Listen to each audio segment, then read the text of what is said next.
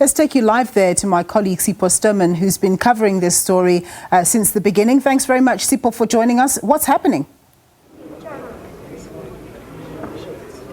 Well, a very good afternoon to you, Nompu, and our viewers at home, and welcome to Tshwane House, where we have a special council meeting taking place for the first time in 8 months, as you've said there.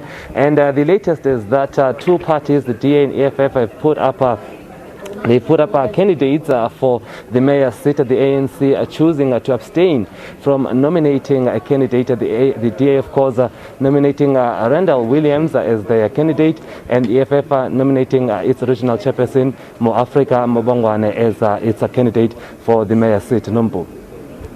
In terms of what's the process next? How long will it take? Is it something that can be decided today? What's the process?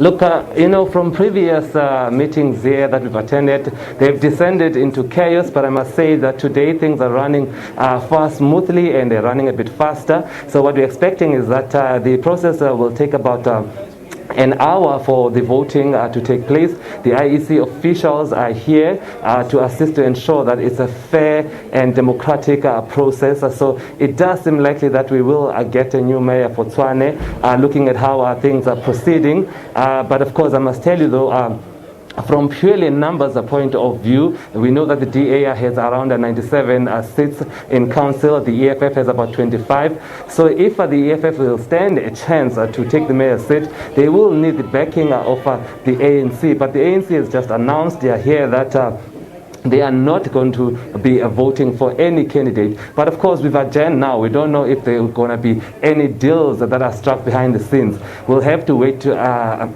in an hour's time when we get that result from the IEC as to whether it's the DA candidate that's successful, the DA candidate being Randall Williams, or the EFF candidate that is Moafrika Mobongwane, if he will succeed. But from a numbers point of view, the DA holds the edge, but we'll have to wait for the official results. Yeah, of course, Sipho, leadership is very important. Of course, this year has been very much focused on the issue of coronavirus, but what has it meant, the flux in the leadership in that region? What has it meant for service delivery?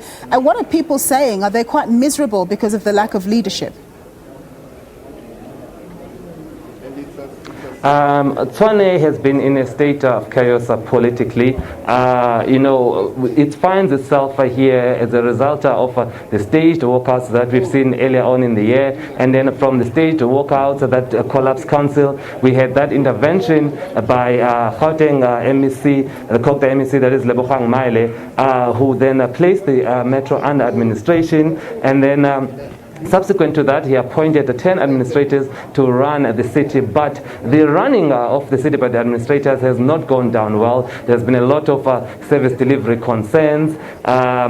People are not satisfied. Just driving around the capital city, you see a lot of uncollected rubbish. You see a lot of traffic lights that are out, so telling you that service delivery has not gone great.